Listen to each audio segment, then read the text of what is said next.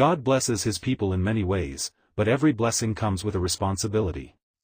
Many pray earnestly for God's provision, asking him to open doors and answer their requests. Yet when God answers, they often fail to recognize his blessing because it does not match their expectations. They neglect it, reject it, or delay in receiving it. God's ways are always better than our imagination. A blessing that is ignored or misused becomes a missed opportunity. God expects us to receive his blessings with gratitude, faithfulness, and diligence. When God provided manna for Israel in the wilderness, it appeared every morning. Those who rose early and gathered it had food for the day. Those who were careless or lazy could not expect someone else to gather it for them. God supplied the manna, but each person had to receive it personally. The manna reminds us that God's provision is available, but we must respond faithfully. God blesses us through his direct provision, the work of our hands, and the kindness of others. Every blessing carries a responsibility. Many believers spend years praying for God's answer. But when it comes, they refuse to accept it because it is different from what they imagined. They expected one door, but God opened another, a different job, person, place, or path.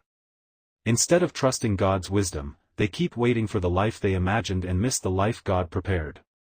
God's will is always greater than our imagination. The parable of the talents teaches the same truth. 2 servants valued what they received, worked faithfully, and multiplied it. The third buried his talent through fear and neglect. He failed not because he lacked ability, but because he failed to use what had been entrusted to him. The master called him a wicked and lazy servant. God blesses us not merely to possess his gifts but to use them for his glory. Our generation values intelligence, independence, and self-confidence.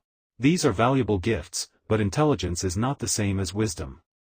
Jesus said, "Whoever can be trusted with very little can also be trusted with much," Luke 16 verse 10. God's blessings are not meant to be stored away and used, but to be received with thanksgiving, obeyed with faithfulness, and cultivated with diligence. Do not be careless with God's blessings. Do not reject them, because they look different from your expectations. Do not bury them, through fear, pride, or neglect. Receive them with gratitude. Obey God's instructions. Listen to godly counsel. Honor your parents.